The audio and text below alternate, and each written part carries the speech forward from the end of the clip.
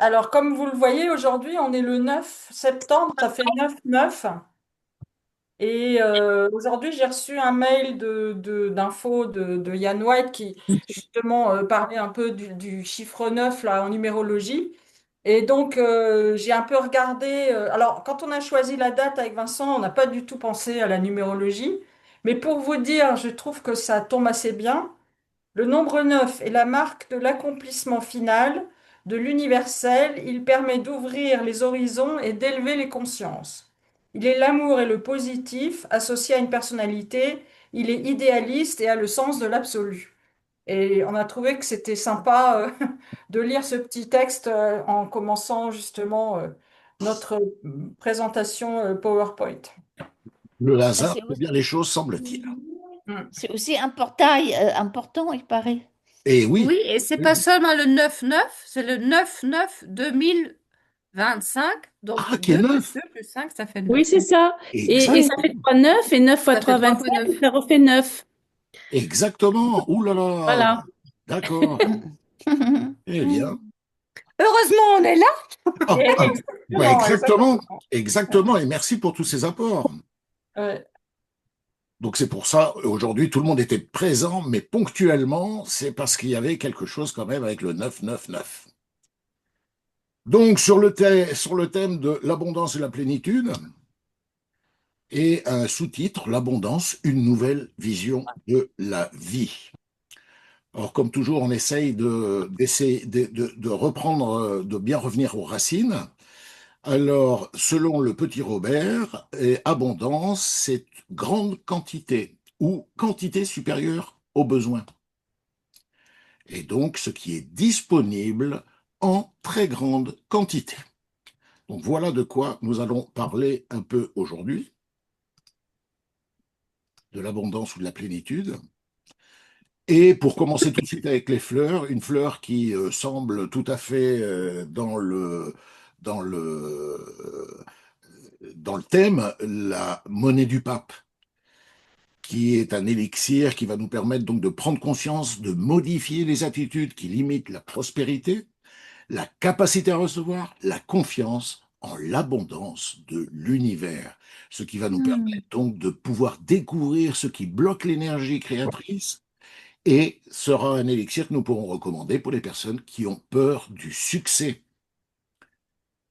Alors, il faut savoir que pour l'instant, dans les Andins, c'est un élixir que nous n'avons pas encore en Europe, mais grâce à la venue prochaine de Vincent, il sera disponible dans les élixirs des forêts d'Amérique. Voilà, en complément. Et là, on fait donc référence à la monnaie du pape, donc c'est la même fleur à la base, mais du coup, l'élixir est réalisé par chez nous, donc c'est le Blossom Remedy de Bramsalberg. Et c'est intéressant de voir comment il le décrit. Il dit, pour ceux qui s'intéressent davantage au bien matériel qu'à autrui, la nature ou à son propre être, hein, cette attitude entraîne une perte des capacités intuitives innées. L'élixir aide à s'ouvrir aux autres, il aide également à ne pas se sacrifier pour l'autre, mais à percevoir l'aide et l'ouverture à l'autre comme un processus de joie et de plaisir ressenti dans l'unité intérieure. Donc c'est intéressant aussi de voir cette définition. Le complément d'information, Hmm. hein, parce que toutes Et les puis chaque définitions, créateur va apporter quelque part, une comment on pourrait, vision, même sur la même fleur, c'est intéressant quelquefois de voir un angle un peu différent Cela dit, la fleur, selon la manière dont on la prendra en élixir, elle donnera des informations adéquates pour la personne. Hmm. tout à fait, tout à fait, mais c'est toujours des compléments d'information sur la même fleur vue par différents élaborateurs. C'est ça qui est intéressant. Oui, et puis on en parlera un petit peu, mais de dire qu'en Europe, ça aide ceux qui s'intéressent davantage aux biens matériels, c'est peut-être pas un hasard non plus. Oui, Et justement, tu veux y aller?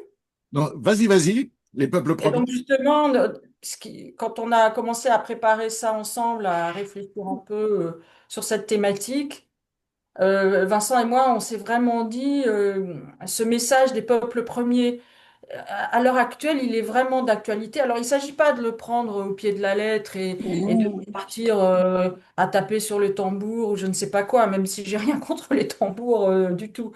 Mais l'idée de cette connexion à la nature et cette compréhension aussi de la nature. Et j'avais une amie à l'époque et elle disait l'abondance divine et l'abondance divine, c'est juste ce qu'il faut. Et donc, on l'a mis un peu dans l'autre sens en disant, et si l'abondance était juste ce qu'il faut, et non pas une trop grande quantité. Et alors, effectivement, dans le message des peuples premiers, on va trouver par exemple les Indiens d'Amérique du Nord, mais aussi les aborigènes d'Australie. Eux-mêmes, quand ils ont besoin de quelque chose, ils invoquent les esprits pour recevoir ce dont ils ont besoin. Et ensuite, ils sont à l'écoute pour être justes et pour pouvoir recevoir par rapport à leurs demandes, hein.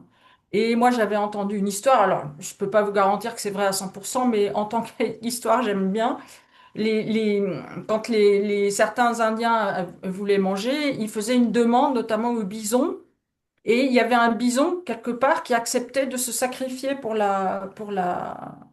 alors ça pouvait être un bison déjà âgé ou etc. Et donc c'était celui-là qu'ils allaient chasser pour pouvoir nourrir la tribu. Et donc en quelque sorte, on peut dire le bison entendait la prière et se sacrifiait pour nourrir la communauté. Et eux-mêmes honoraient donc l'esprit du bison qui s'était sacrifié pour eux. Et dans le fait d'honorer par exemple le bison, ils utilisaient tout, la peau, les dents, les cornes, rien n'était jeté, tout était absolument utilisé. Et une fois qu'ils prélevaient quelque chose comme un bison, par exemple, ils faisaient toujours un don en retour. Alors évidemment, ça va être un don de la nature, ça peut être une pierre, ça peut être, je sais pas exactement, mais il y avait toujours, quand on prend quelque chose, on donne aussi en même temps. Hmm. Et c'est intéressant de voir de faire un parallèle avec le processus d'élaboration d'un élixir floral. Parce qu'on demande également à la fleur, ou quelles sont les fleurs qui sont d'accord pour participer à l'élaboration de cet élixir.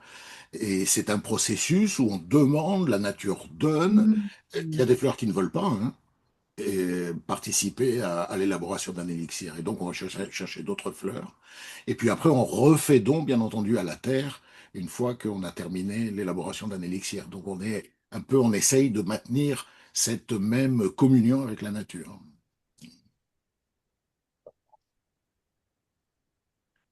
Alors ça, c'était un livre qui est sorti il y a quelques années. Alors il y a eu des polémiques. On ne sait pas si c'est un livre qui est un peu un roman ou si c'est plutôt, comment on pourrait dire, un document. En tout cas, c'est une Américaine qui aurait rencontré des aborigènes en Australie. Et franchement, si vous l'avez pas lu, c'est un livre qui est vraiment très agréable à lire et qui ouvre beaucoup de perspectives. Et notamment, je me souviens, par exemple, elle raconte que en tant qu'Américaine, alors déjà, quand elle est arrivée là-bas, bon, elle a enlevé beaucoup d'habits, elle est partie pratiquement nue, accompagner les aborigènes. Au début, elle sentait extrêmement mauvais parce qu'il fallait qu'elle transpire tous les miasmes de la mauvaise nourriture qu'elle avalait. Bref, et en moment, elle raconte qu'elle se retrouve donc avec ce peuple et ils dorment à la belle étoile. Et là, elle est dans le cercle où tout le monde dort ensemble. Et là, elle dit que jamais de toute sa vie, elle ne s'est sentie aussi en sécurité. Alors qu'aux États-Unis, elle a des alarmes, des portes blindées, des serrures, etc. Et donc, c'est intéressant de voir où on met aussi, quelque part, comment dirais-je, cette tranquillité, cette sérénité ne dépend pas forcément des biens matériels, et surtout avec les aborigènes d'Australie où eux, ils ont quasiment aucun objet. C'est un livre qui est sorti il y a longtemps et qu'on lit Il y a très longtemps. facilement. Oui. Ouais. Mais on le Oui. trouve, j'ai regardé un peu, on le trouve même en poche, je crois. Enfin, il est assez facile à trouver, il me semble-t-il. Oui, tu le trouves à peu près facilement avec les prophéties d'Ondine. Mm. Et ouais, ce qui m'a marqué aussi, c'est le passage avec les mouches. Je sais pas si tu t'en souviens, Ève. Oui, peut-être, mais oui. Quand effectivement elle se fait nettoyer par les mouches, et les mouches, pour nous que l'on considère comme voilà, ça nous embête dès qu'on voit une mouche. Et en fait là, la mouche participe au nettoyage, mais sur tous les plans de la personne, enfin de l'américaine. Mm. Non, non, il y a beaucoup de messages intéressants dans ce livre. Et en plus, même simplement, c'est agréable à lire et ça peut se lire comme un documentaire ou vraiment. Enfin voilà, ceux qui l'ont pas lu, n'hésitez pas. Voilà, conseil de lecture. Alors, tu parlais des aborigènes et de l'hémisphère nord, justement, et tu spécifiais que tout était respecté, et donc, lorsque on tuait un animal, et par exemple, on utilisait tout. Tu l'avais mentionné. Ouais, je l'ai déjà dit, mais effectivement, et ça c'est important. Vous verrez aussi pourquoi tout à l'heure dans notre cheminement de pensée. Et donc, on remercie et on offre quelque chose en échange avec la nature. Et donc ça aussi, c'est le partage, c'est une notion très importante qu'on trouve dans les peuples premiers, mais pas seulement. Heureusement, ça existe encore chez nous, hein, mais quand on est dans une petite communauté comme ça, on participe et chacun reçoit. Vous voyez, on peut pas s'empiffrer à côté de quelqu'un qui ne mange pas. Chacun va recevoir sa part, d'une certaine façon. Et l'idée, je me suis mis un petit pense-bête. Justement, c'était dans un article à propos du livre de Marlo Morgan où elle racontait, je pense que c'était elle, euh, un jeune aborigène, vous savez, un peu comme les jeunes enfants chez nous avec les camions, il avait trouvé un jouet ou quelque chose et l'autre jeune aborigène voulait lui piquer. Et donc, je crois qu'on a tous vu cette scène chez nous. En général, le gamin qui pique le camion de l'autre, il joue 3 minutes avec, et puis après, il se lasse et il s'en va. Et en fait, les aborigènes, ce qu'ils font, c'est que ils enseignent à l'enfant que c'est pas la possession du jouet qui est important, c'est de partager le jeu avec le jouet. Parce que c'est ça, en fait, qui donne du plaisir. C'est pas la possession de l'objet, c'est le fait de pouvoir jouer avec et de le partager. Et ça, c'est un enseignement qu'ils donnent très tôt, aux enfants.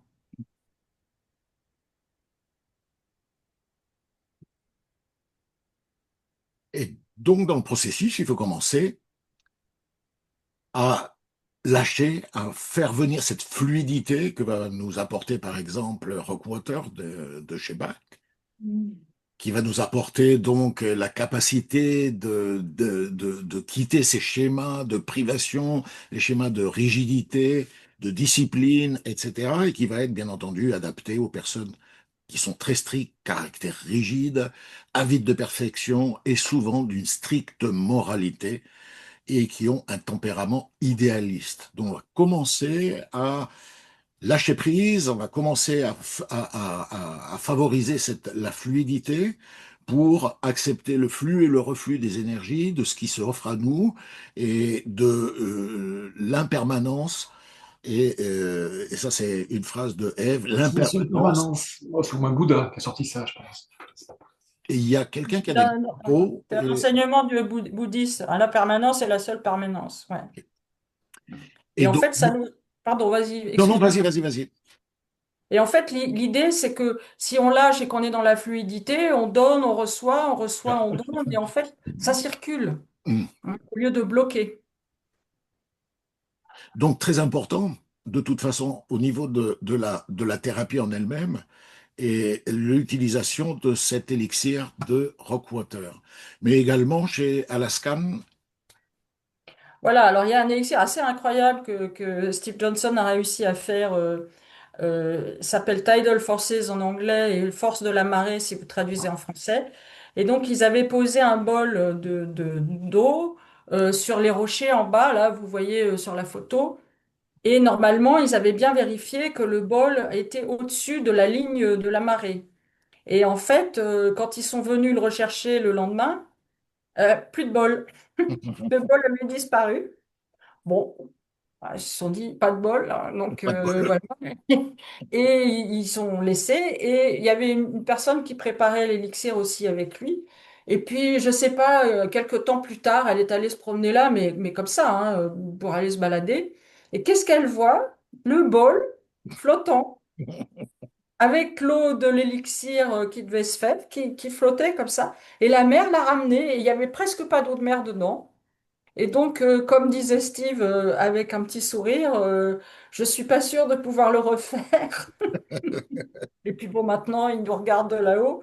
Mais c'est vrai que l'idée, c'est de pouvoir justement accompagner cette marée qui monte et qui descend, et donc accepter le flux et le reflux.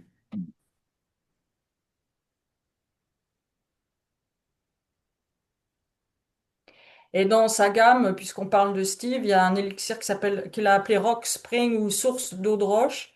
Donc, il correspond un petit peu au Rockwater, mais c'est en fait un élixir qu'il a préparé avec une eau qui jaillit et qui a passé, je ne sais pas combien, des centaines d'années dans l'obscurité et qui, à un moment donné, arrive à la lumière. Et donc, vous voyez là sur la photo, c'est pas d'une grande distinction, mais on voit le bol qui travaille juste à côté de la sortie de cette source.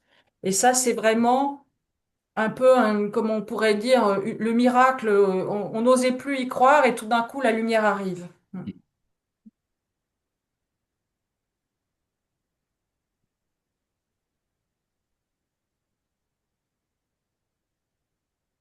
Alors, Oui, les peuples premiers, donc ce qui est important, et on l'a signalé déjà, ils savent apprécier les ressources essentielles de la vie, donc, parce qu'ils sont conscients, ils savent ce que c'est.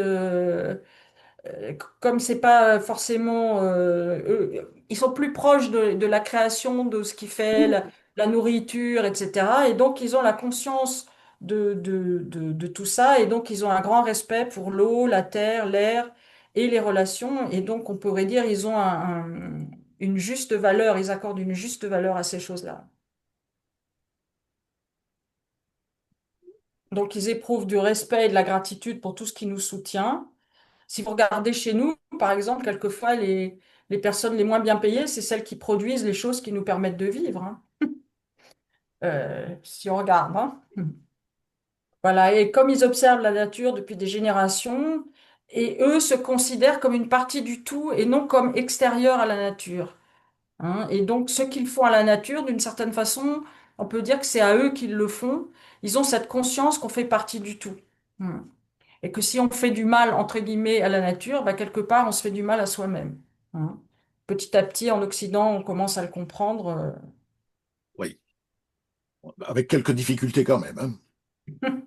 Et comme tu viens de le dire, et moi qui vis dans l'hémisphère sud, la connexion avec la Pachamama et l'univers est absolument fondamentale dans la vie des peuples premiers et dans la cosmovision andine. L'abondance en elle-même est un échange sacré avec la Terre et avec le cosmos. En honorant l'énergie de la vie et en nous connectant à la nature, nous ouvrons la voie à la prospérité et à tous les niveaux. Et on ne fait rien sans, bien entendu, demander la permission et remercier en donnant une offrande à la terre, au lieu, etc. Donc on vit en permanente interconnexion. Alors, le rôle du premier pas, donc ce qui est important, c'est aussi l'intention pour aller vers l'abondance. Là, on l'entend dans le sens équilibré. C'est important. Donc, vous voyez, le pitchoun là qui se met à marcher. Et donc, c'est important enfin, on verra un peu le détail aussi, mais donc d'aller vers l'abondance et de sentir que c'est possible. Mm. Comme on le disait avec le Rockwater, c'est sortir des schémas de rigidité, par exemple, que j'y arriverai pas ou j'ai jamais assez ou des choses comme ça. Donc, sentir que c'est possible. Et pour récolter, bien entendu, il faut semer. Et donc, il faut commencer par le début. Ça, c'est quelque chose. Commencer par le début. Dans une deuxième étape, on a commencé par le début et il faut formuler la demande. Et pour ce, il faut que nous osions demander à la vie, que nous osions demander à l'univers ce que nous avons besoin. Pas de gagner la loterie, mais ce dont nous avons besoin, simplement. Là, parce que l'abondance va répondre à une demande claire et alignée. N'oubliez pas que le cerveau, lui, qui va jouer quand même une partie importante dans cet état-là, le cerveau est binaire. C'est oui ou non. Il faut que ça soit très clair. Si on met oui, mais peut-être, tout dépendant d'où sort le vent et autres, là, ça va pas marcher. Donc la demande doit être absolument précise, claire, de façon à pouvoir mettre en processus l'acquisition ou l'arrivée vers l'abondance. Ça me fait penser à une petite histoire, la demande. J'avais un ami et il voulait des baskets, je sais pas quoi, super machin truc, et ça coûte assez cher. Et donc, il passait son temps à demander des sous pour pouvoir acheter ses baskets. Et ça marchait pas. Et puis, peu de temps après, il y a un copain qui arrive et qui lui dit, Tu choses du combien au fait? Alors, il lui dit sa pointure, je sais plus ce que c'était. Il dit, parce que je suis acheté des baskets, mais elles sont trop petites pour moi. Et en fait, ça tombait pile poil sur sa pointure. Donc en fait, l'univers lui a donné, non pas les sous pour acheter les baskets, mais carrément les baskets Parce- directement. Oui, il faut savoir demander donc. Voilà.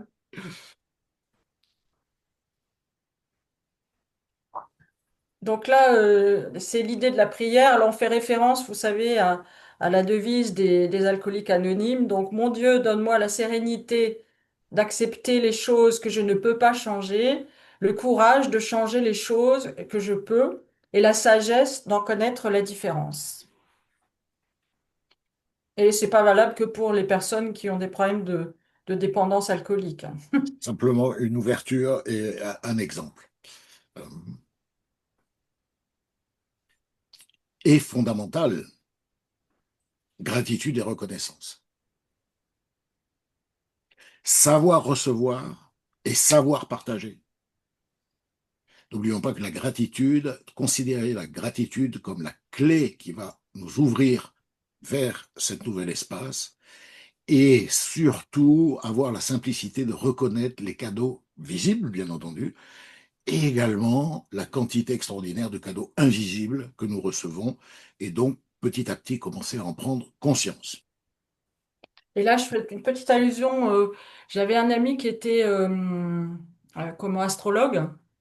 Et à l'époque, on montait les cartes du ciel à la main. Il n'y avait pas les ordinateurs comme aujourd'hui. Et donc, il montait les cartes du ciel avant de rencontrer les personnes. Et il me disait pendant longtemps, quelquefois, il montait une carte du ciel, il se dit, oh là là là là, cette personne, mon Dieu, c'est pas évident ce qu'elle vit et tout. Et puis quand il recevait la personne, il voyait que c'était quelqu'un qui avait bougé, qui avait fait des trucs dans sa vie, qui... Et au contraire, parfois, il y avait des gens, il avait l'impression que c'était une autoroute, et c'est des gens qui faisaient rien. Donc les cadeaux, c'est pas forcément la facilité, ou... Alors évidemment, on préfère, hein, mais il y a des choses qui paraissent pas forcément des cadeaux et qui finalement, après le recul et une prise de conscience, peuvent s'avérer être des cadeaux précieux.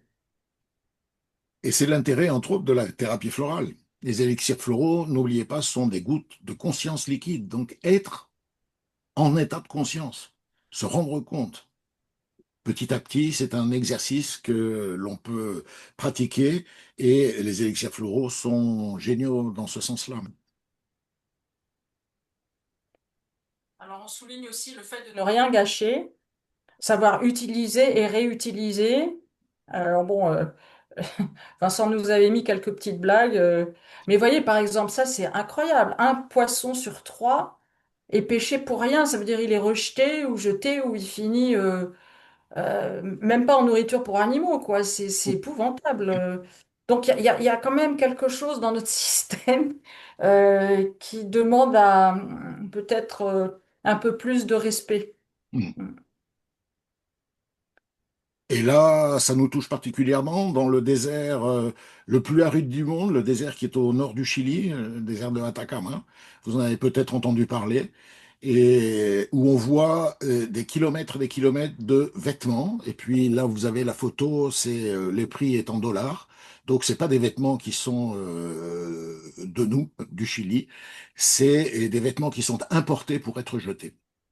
Alors voilà, au propos du gâchis, le gâchis de la fast fashion, par exemple, voilà la contamination. Et puis, euh, bon, tout à l'heure, on verra une autre photo et de la quantité et de gâchis alimentaires, Oui, matériels oui. et autres. Et j'avais vu un petit reportage, il y avait une dame au Chili justement qui récupérait des vêtements pour en refaire quelque chose, mais Oui, elle disait que justement maintenant avec la soi-disant fast fashion, c'est plus récupérable. oui, oui. Donc elle-même n'arrive plus à rien faire de ça. Et Mm. puis ça finit aussi sur, moi j'ai vu des photos, je crois que c'était, enfin je sais pas, quelque part en Afrique où c'était carrément au bord de la mer, où ça part, enfin c'était épouvantable. Mm. Oui, on fait la même chose en Afrique, bien entendu, avec des produits électroniques ou Je crois que autres. vous avez plus les Américains et nous, l'Afrique, c'est plus les C'est plus Européens. les Européens, exactement. On fait, faut faire une étude. Voilà, et savoir être reconnaissant, profiter. Voilà, on a mis un petit disque là parce que c'est une petite histoire que j'aime bien raconter. J'ai eu un copain il y a longtemps qui était assez riche. Et puis un jour, je lui raconte comment j'avais acheté mon premier 33 tours à l'époque. Et j'avais quand même un peu d'argent de poche quand même. Et donc, j'avais mûrement réfléchi, qu'est-ce que je voulais acheter comme 33 tours, et après, je l'ai écouté religieusement, et c'était euh, un mort de Pink Floyd. Voilà, donc c'est un disque qui a beaucoup compté pour moi. Et il m'écoutait raconter mon histoire, et à un moment donné, il me regarde et il me fait, mais tu sais, Ève, je t'envie. Ah, je dis, ah bon? Il me dit, parce que moi, je suis allée au magasin de disques, j'en ai acheté 20, je sais pas quoi, mais j'ai pas eu ce plaisir. Toute Alphonse. Non, je vais pas remonter.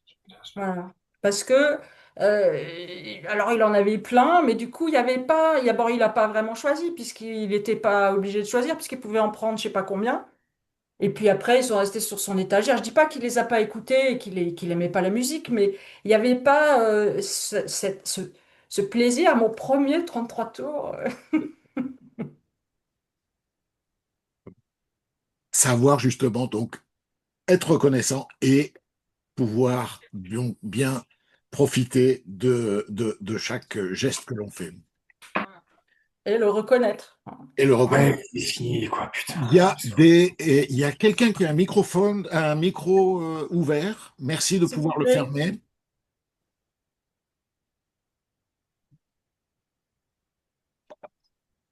Alors l'idée, c'est aussi pouvoir se désencombrer. Hein.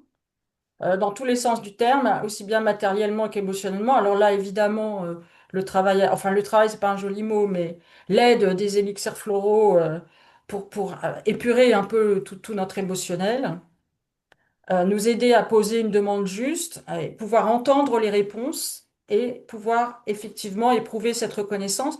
Parce que si on est capable d'éprouver de la reconnaissance, honnêtement, on se sent mieux que si on est en manque ou en frustration. Hmm. Et évidemment, si on veut associer une fleur avec cet état-là, dont vient de parler Ève, on va penser immédiatement à chicorée. Ne pas craindre le vide.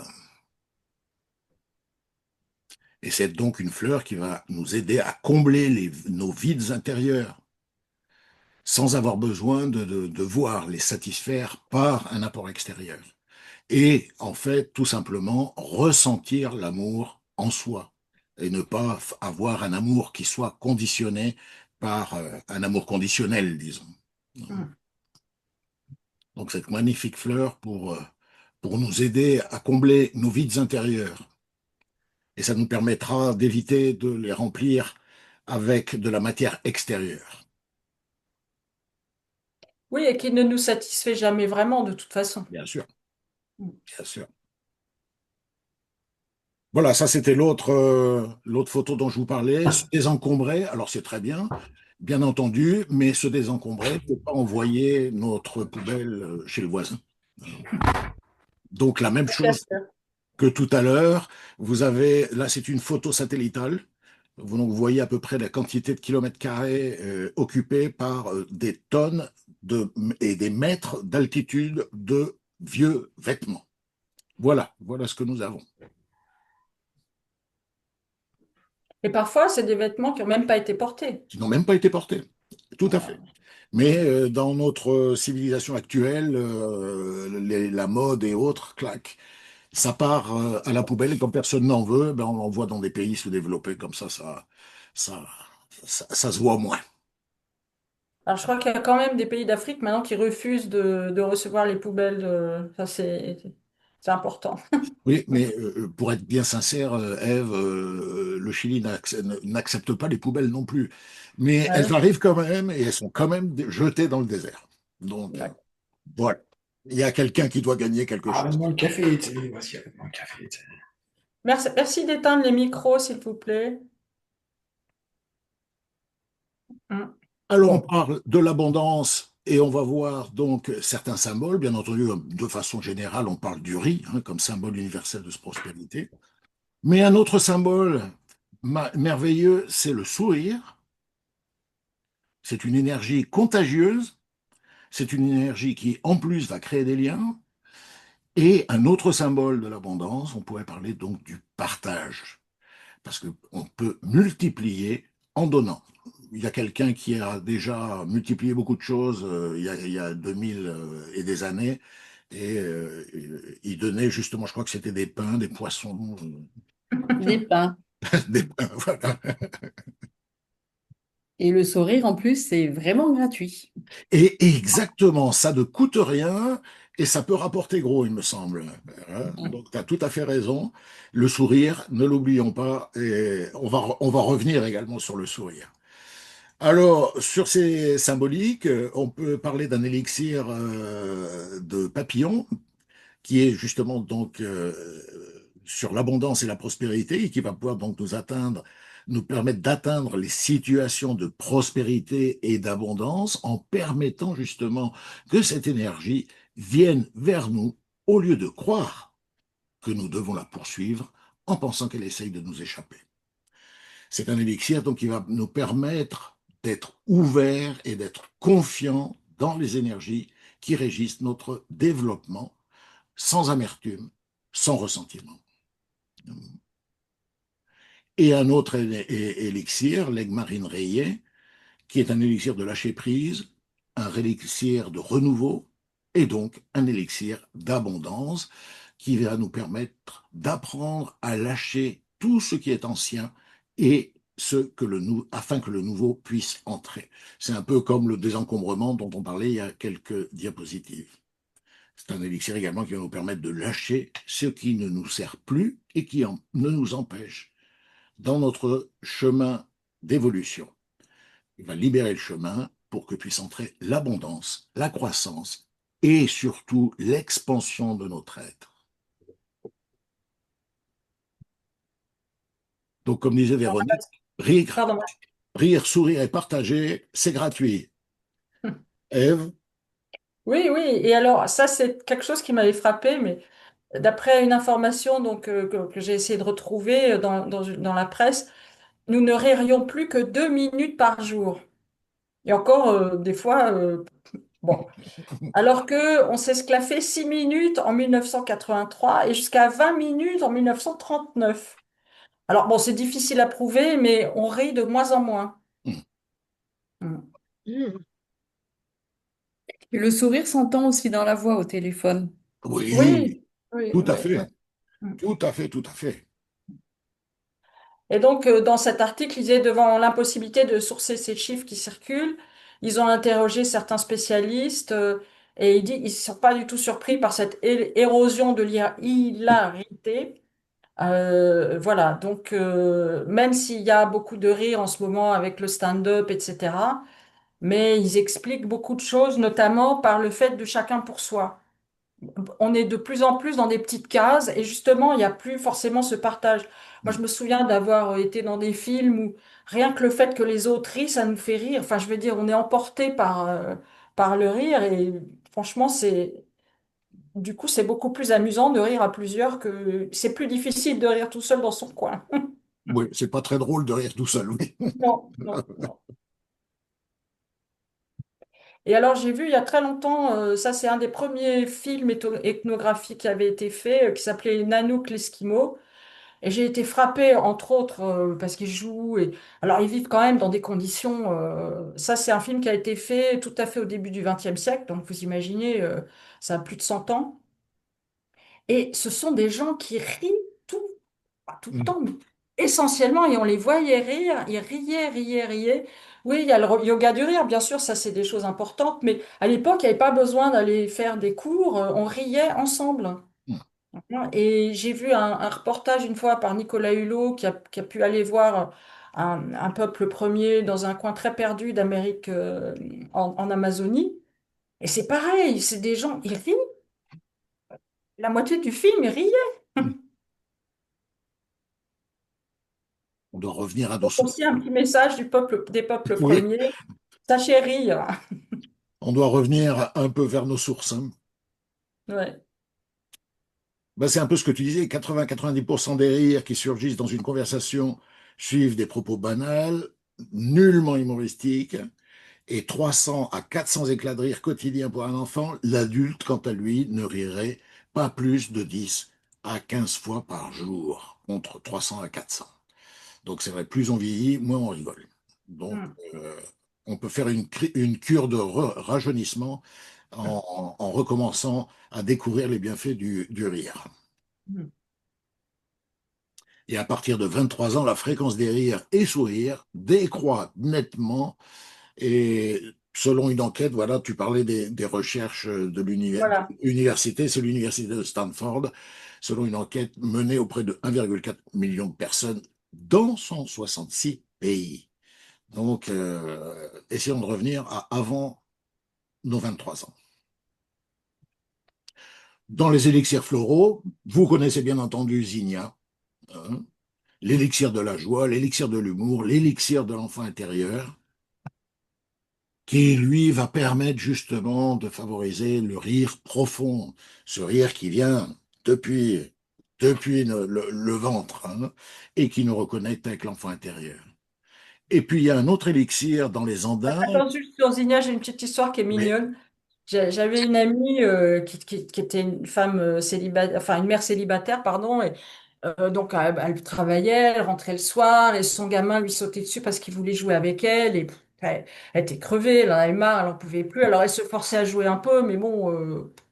Et puis dans un mélange, un jour, il y a Zina qui est sortie. Elle m'a dit, ah non, mais c'est génial parce qu'en fait, quand elle rentrait, elle jouait avec son fiston, mais elle jouait vraiment. Et elle rigolait avec lui.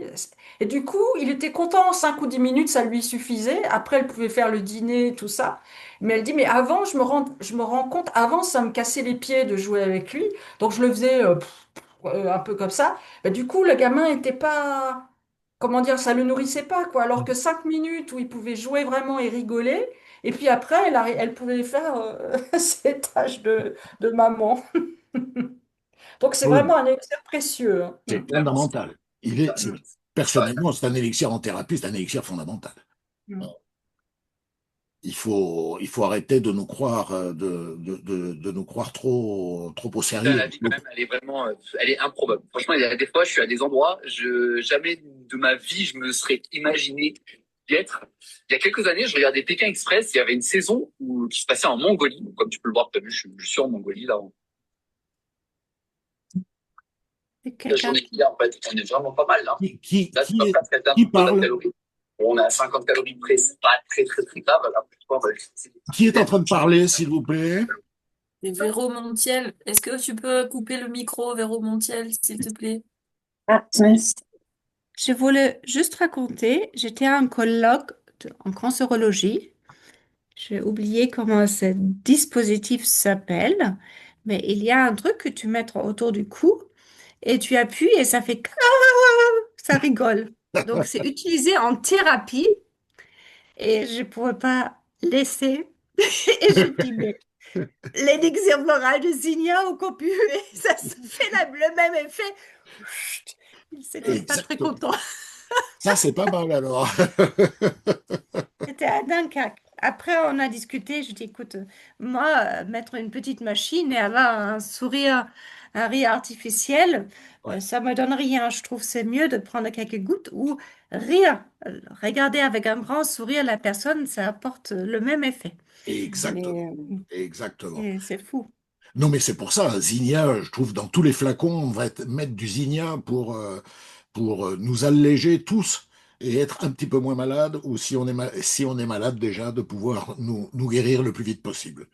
Cet allègement est fondamental. Un autre élixir également dans la ligne du Zinnia, bah, le Copihué dans les Andins, hein, le lys du Chili, qui est l'élixir de la joie intérieure, retrouvant la joie intérieure, et surtout, c'est un élixir qui nous remet un petit peu en place, qui nous permet d'être un peu plus simple et honnête avec soi-même en favorisant justement l'autocritique. Cette autocritique positive en relation avec le moi profond et même développer cet humour envers soi-même. Hein. C'est cette partie-là qui est intéressante du copyway, qui nous remet là où on est à notre place, hein, mais qui va vous favoriser quand même la bonne humeur, la joie intérieure. Voilà, le copyway. Ah, Alors ça, c'était une petite blague. Mais vous connaissez sans doute les dessins de Gueluc. Et donc, comme on travaillait là-dessus avec Vincent, je lui avais envoyé. Voilà, donc il paraît que même à Monaco, alors il paraît que même à Monaco, les rues ne sont plus sûres. Les milliardaires n'osent plus sortir le soir. Il y a des millionnaires qui rôdent. Ça m'avait fait oui. sourire parce qu'effectivement, l'abondance, mais on n'a jamais assez finalement. Quand on est millionnaire, il y a les milliardaires, et puis dans les milliardaires, il y a ceux qui en ont je sais pas combien et je sais pas combien. Et puis bon, et quand on est le plus grand milliardaire, on n'a qu'une peur, c'est de devenir le deuxième. Enfin bon, bref, c'est Ah, complètement. ouais. Hmm. Et ça, c'était de la sagesse des Indiens qui ont dit un jour aux Américains qui venaient, un jour vous verrez que les dollars ne se mangent pas. Eh oui, eh oui, eh oui.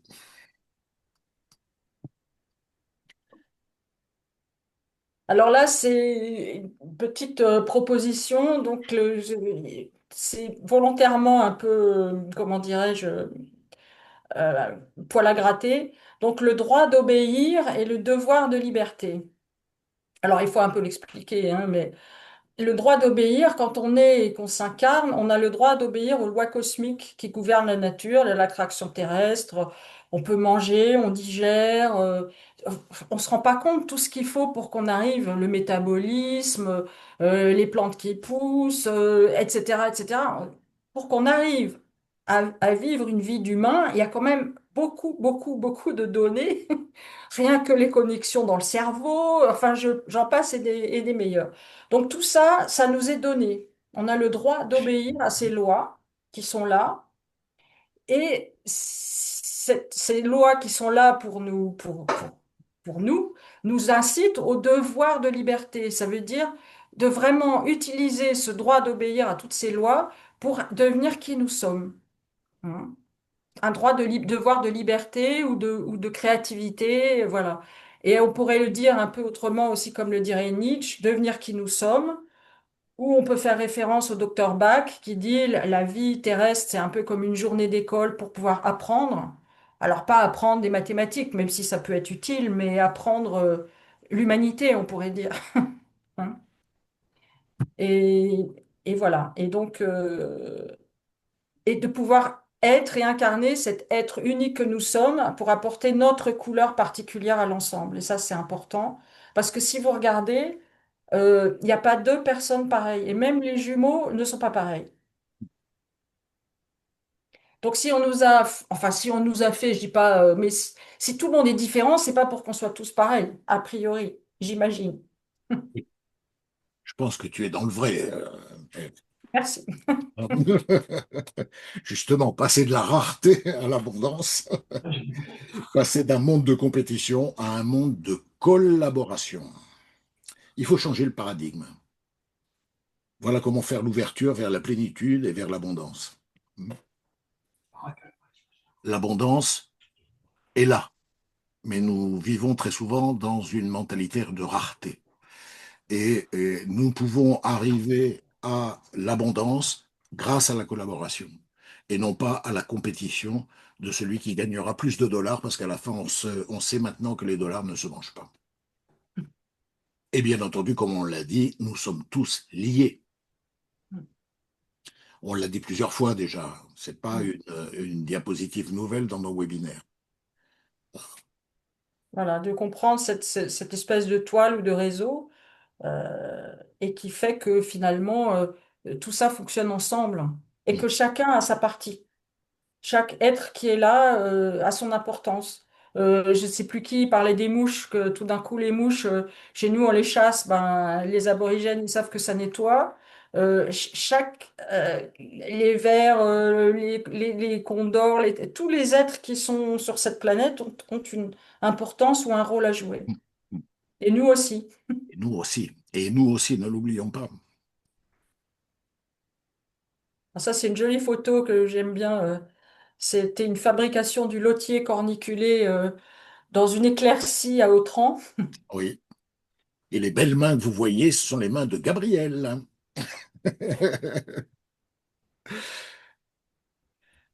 Un élixir mère de lotier qui, si vous le regardez bien, ça nous donne vraiment une idée de la fleur de vie. Et comme toujours, nous invitons justement à participer à cette fleur de vie, à participer dans ce monde, par exemple, en offrant régulièrement une offrande. Simplement quelques gouttes, hein. Il y a pas besoin de mettre des flacons complets, hein, entiers. Vous choisissez selon la situation, selon ce que vous ressentez et autres, et vous faites un don à la nature, comme le font les peuples premiers, pour demande et pour remerciement. Et donc, c'est beaucoup Père Elandra aussi qui a beaucoup développé et fait toute une recherche là-dessus. Mais évidemment, on peut utiliser toutes sortes d'élixirs, pas seulement les élixirs de Père Elandra. Et c'est important de voir que même avec quelques gouttes, on peut changer une atmosphère ou quelque chose. Totalement. Et donc, comme toujours, comme on l'avait mentionné tout à l'heure, les élixirs sont des gouttes de conscience liquide.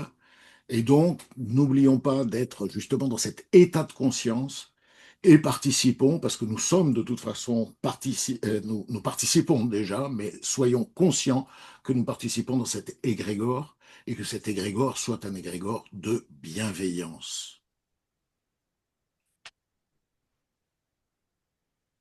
Parce qu'en fait, l'énergie qu'on émet, forcément, déjà, ça nous simplifiera la vie, mais ça participe aussi à faire du bien aux gens autour de nous.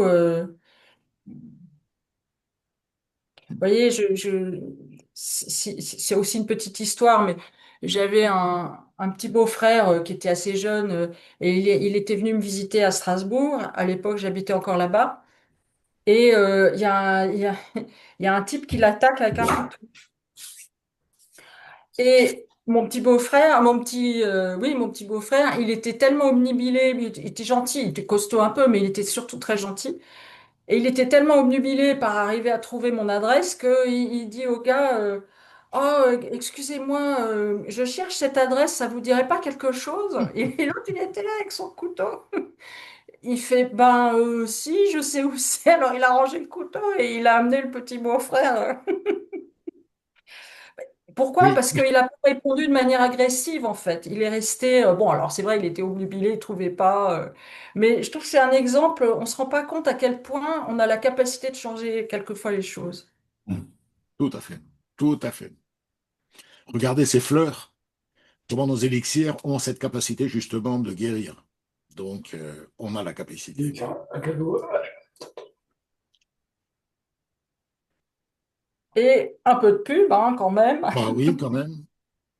On a la chance que Vincent puisse revenir en Europe à l'automne, là, et donc on fera comment dirais-je, un stage atelier en présentiel chez moi à Tatinay, donc, et on l'a nommé Retrouver la simplicité, l'abondance de la nature n'est-elle pas juste ce qu'il faut? On va approfondir un peu toute cette thématique avec des petits exercices, bien sûr des élixirs, beaucoup de rire en tout cas j'espère, et voilà, un travail ensemble en présentiel, ça c'était important. Voilà, donc ceux que ça intéresse, vous pouvez bien entendu nous contacter pour avoir plus de renseignements.